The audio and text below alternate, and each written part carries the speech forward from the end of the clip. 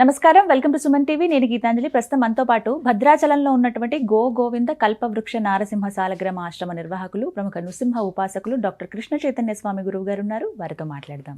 గురుగారు నమస్కారం అండి. నమస్కారం అమ్మా. జూన్ 8వ తారీఖు ఆదివారం అండి. స్వాతి నక్షత్రం. ఆ రోజు ఇంకా ద్వాదశి. చాలా విశేషం అని విన్నాను ఈ జ్యేష్ఠ మాసంలో. ఏమిటండి ఆ ప్రత్యేకత, వివరించండి. తప్పకుండా అమ్మా. అంటే నృసింహస్వామి వారి యొక్క అవతరణ ఆవిర్భావ దినోత్సవం స్వాతి నక్షత్రం. మనందరం కూడా వైశాఖ మాసంలో శుద్ధ చతుర్దశి నాడు చేసుకుంటాం కదా.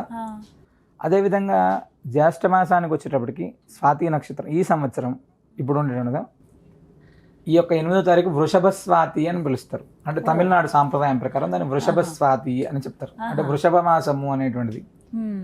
అంటే మన తమిళనాడు సాంప్రదాయంలో ఆ రోజు నృసింహ జయంతిగా వాళ్ళు పూజ చేసుకుంటారు ఆ రోజు. అయితే ఇక్కడ ఇంకొక విశేషం ఏంటంటే 8వ తారీఖు ద్వాదశి ఉదయం 8 గంటల దాకా ఉంది. అనంతరం త్రయోదశి స్వాతి నక్షత్రం, రెండు తిథులు. తర్వాత రెండో విశేషం ఏంటంటే ప్రదోష కాలము అని చెప్పి ఆనాడు త్రయోదశి రోజు ఎప్పుడైతే సాయంత్రం ఉంటుందో, పౌర్ణమి ముందు వచ్చేటువంటి త్రయోదశి కావచ్చు, అమావాస్య ముందు వచ్చేటువంటి త్రయోదశి కావచ్చు, ఈ రెండు కూడా నృసింహస్వామికి ప్రదోషకాల పూజ అనేటువంటిది చేస్తారు. అది ప్రతి నెల 2 సార్లు ఉంటుంది. ఈ ప్రదోషకాలంలో నృసింహస్వామి వారి యొక్క దర్శనం మాత్రం చేతనే, ఆ రోజు స్వామివారి సన్నిధిలో చేసేటువంటి ప్రదక్షిణ మాత్రం చేతనే బ్రహ్మహత్యాది దోషాలు ఏవైతే ఉంటాయో అవి పోతాయి అని చెప్తారు. నార్మల్గా నారసింహ సమోదేవో త్రైలోక్య నాస్తి నిశ్చయ అని ఎలా అయితే బ్రహ్మాండ పురాణం చెప్తుందో, నృసింహస్వామి వారికి సంబంధించినటువంటిది ఏదైతే ప్రదోషకాల పూజ అనేటువంటిది ఉంటుందో, ఆ ప్రదోష సమయం అనేటువంటిది ఏదైతే ఉంటుందో, ఆనాడు స్వామివారి దర్శనం, స్వామివారి యొక్క నామస్మరణ, స్వామివారికి సంబంధించినటువంటి విశేషం తెలుసుకోవడం అనేటువంటిది అత్యద్భుతం. అంటే స్వాతి నక్షత్రం కూడా కలిసి రావడం, 8వ తారీఖు త్రయోదశి స్వాతి కూడా కలిసి రావడం అనేటువంటిది నిజంగా అత్యద్భుతమైనటువంటిది. అంటే ఆనాడు మనం ఏం చేస్తే బాగుంటుంది, ఎలా ఉంటే మన కుటుంబానికి సంబంధించిన ఈ పుణ్యాన్ని మనం తీసుకోగలం అని అంటే, మనకు బ్రహ్మాండాది పురాణాలన్నీ కూడా స్వామివారి యొక్క వైభవం ఏం చెప్పాయంటే, మనందరికీ కూడా ప్రదోషం అనగానే 2 దేవుళ్ళు గుర్తుకొస్తారు. ఒకటి పరమశివుడు, 2 నృసింహస్వామి. ఈ భూమి పైన ఈ ప్రదోషకాల పూజ అనేటువంటిది వీరిద్దరికి మాత్రమే ఉందమ్మా. అవునమ్మా. అయితే ప్రదోషకాలంలో అదే పరమశివుడు నృసింహస్వామి వారిని అహోబిల క్షేత్రంలో మంత్రరాజపద స్తోత్రము అనేటువంటి స్తోత్రంతో పూజ చేశారని, ఆ మంత్రరాజము అనేటువంటిదే ఈ ఉగ్రం వీరం మహావిష్ణుం జ్వలంతం సర్వతోముఖం నృసింహం భీషణం భద్రం మృత్యుం నమామ్యహం.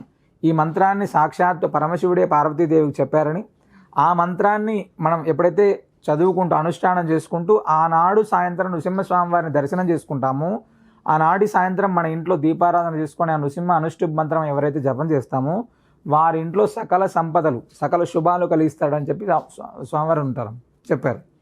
అది విశేషం. అంత గొప్పది ప్రదోషకాలం. మనందరం పెద్దలందరూ కూడా అంటే కామన్గా నృసింహస్వామి ఆరాధన అనగానే చాలామంది చెప్పేటువంటిది అంటే వీలున్నంత వరకు కూడా చాలా జాగ్రత్తగా చేయాలి నృసింహ ఆరాధన అనేటువంటి చెప్తుంటారు. కానీ మేమేం చెప్తున్నాం అంటే, నృసింహస్వామి అనేటువంటి వాడు ఎవరైతే ఉన్నారో ఆయన కేవలం ప్రహ్లాదుడు అనేటువంటి భక్తుడి కోసమే వచ్చాడు భూమిపైకి. ఆయనకు వేరే ఏం జాబ్ లేదు. ఇంకా ఆయన్ని భక్తులు అనేటువంటి వాడిని కాపాడమే ఆయన ఉద్యోగం. అలాంటప్పుడు భక్తుడు అనేటువంటి వాడు ఆయనను ప్రార్థన చేస్తే అంటే రెడీగా ఉంటాడు, సిద్ధంగా ఉంటాడు మనల్ని కాపాడడానికి.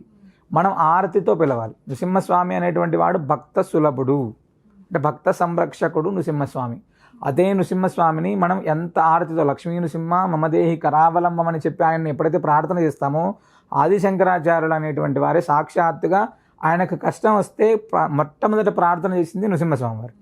అంత విశేషమైనటువంటి భగవంతుని ఈ త్రయోదశి స్వాతి నక్షత్రం మీకు ఎక్కడ కుదిరితే అక్కడ కల్పవృక్ష నరసింహస్వామి వారి యొక్క ఆశ్రమంలో అత్యద్భుతంగా ఆనాడు స్వామివారికి సంబంధించినటువంటి విశేషమైనటువంటి హోమం కావచ్చు, ఆ స్వామివారికి సంబంధించిన ప్రదోషకాల పూజ కావచ్చు, అభిషేకం కావచ్చు అని చాలా వైభవంగా జరుగుతాయి. ఆనాడు ముడుపు కట్టడం అనేటువంటిది నిజంగా అత్యద్భుతం. ఎందుకంటే స్వాతి నక్షత్రం త్రయోదశి 2 కలిసి రావడం అనేటువంటిది చాలా విశేషం.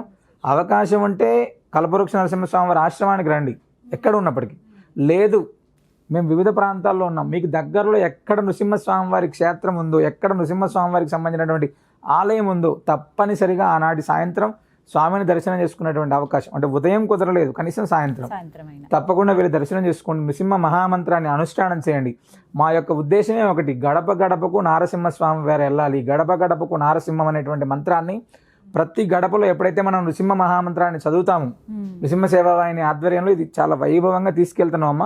ప్రతి గడపలో ఎప్పుడైతే నృసింహస్వామి వారి యొక్క మంత్రాన్ని చదువుతామో ఆ కుటుంబం అనేటువంటిది అపమృత్యు దోషాల నుంచి బయటపడుతుంది, ఆర్థిక ఇబ్బందుల నుంచి బయటపడుతుంది, కుటుంబంలో ఉండేటువంటి వివిధ రకాలైనటువంటి దోషాల నుంచి బయటపడుతుంది. ఇన్ని అద్భుతమైనటువంటిది నృసింహ మహామంత్రం అమ్మ. అంత గొప్ప మంత్రాన్ని మనం ఆనాటి నుంచి, ఒకవేళ ఇప్పటి నుంచి మనం చేయలేదు, కనీసం ఆనాటి నుంచి మనం పట్టుకుందాం, స్వామివారి యొక్క పాదాలను పట్టుకుందాం, అద్భుతమైనటువంటి ఫలితాలు మనం ఖచ్చితంగా చూడొచ్చు. ద్వాదశి ఆ రోజు ద్వాదశి ఒకవేళ అక్కడ కుదరకపోతే ఇంటి దగ్గర కానీ లేకపోతే ఇంకెక్కడైనా క్షేత్రానికి వెళ్ళొచ్చండి ఆ రోజు. ఒకవేళ ఇంటి దగ్గర చేసుకున్నటువంటి వాళ్ళు, సాధారణంగా మేము ఎక్కడికి వెళ్ళలేమండి, ఇంట్లో ఉన్నాం, మీరు ఖచ్చితంగా అద్భుతంగా నృసింహస్వామి వారికి సంబంధించినటువంటి ఒక ఫోటో లేదు, ఒక గడప, ఒక స్తంభానికైనా పూజ చేసి స్వామివారికి సంబంధించిన దీపారాధన చేసి పానకం నివేదన చేసి ఉగ్రం వీరం మహావిష్ణు అనేటువంటి మంత్రాన్ని 108 సార్లు చేయండి. అది ఏమి లేవు మా దగ్గర, దీపారాధన చేయండి, పానకం నైవేద్యం పెట్టండి, ఉగ్రం వీరం మహావిష్ణు అనేటువంటి మంత్రాన్ని మీరు అనుష్ఠానం చేసుకోండి, ఖచ్చితమైనటువంటి ఫలితాన్ని మనం తప్పకుండా చూడొచ్చమ్మా. ఒకవేళ ఎక్కడికి వెళ్ళలేని వాళ్ళు ఇంట్లో అలా, లేకపోతే ఎక్కడైనా సరే నరసింహస్వామి వారి ఆ రోజు దర్శనం చేసుకుంటే మంచిది. నృసింహస్వామి వారి యొక్క దర్శనం ఆనాడు అశ్వమేధాది శతక్రతు యాగములతో సమానం. అంటే మనం ఎన్ని యాగాలు చేస్తాము, స్వాతి నక్షత్రం త్రయోదశి నాడు నృసింహస్వామి వారి దర్శనం అనేటువంటిది మనం చేసుకుంటాము, అప్పటిదాకా చేసినటువంటి పాపం ఏదైతే రాశులు ఉంటాయో అవన్నీ కూడా ధ్వంసం అయిపోతాయమ్మా.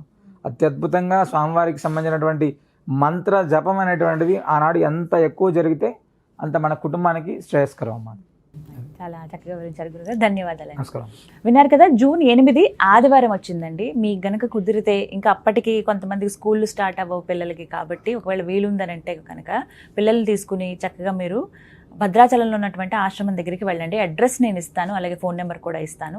లేదు మేము ఇంటి దగ్గరే ఉంటాము అని అంటే కనుక మీరు ఇంటి దగ్గరే చేసుకునే విధంగా ఎలా ఆ నరసింహస్వామి వారిని ఉపాసన చేయాలో చెప్పారు. లేదు మేము దగ్గరలో ఉన్నటువంటి క్షేత్రాలకు వెళదామన్నా ఆ రోజును మాత్రం ఎవరు మిస్ చేసుకోకుండా, 2 తిథులు కలిసి వచ్చాయి, చాలా విశేషమైన రోజు కాబట్టి స్వామివారి అనుగ్రహాన్ని పొందేటువంటి గొప్ప అవకాశం కాబట్టి ఎవరు ఈ అవకాశాన్ని వదులుకోవద్దు. ఆశ్రమానికి వెళ్దాం అనుకున్న వాళ్ళు స్క్రీన్ మీద కనబడుతున్న నెంబర్కి కాల్ చేసి ముందుగా వివరాలు కనుక్కొని వెళ్ళండి. మహాప్రదోషంలో జరిగేటువంటి ఆ పూజా కార్యక్రమంలో మీరు అందరూ కూడా పాల్గొనండి. నమస్కారం.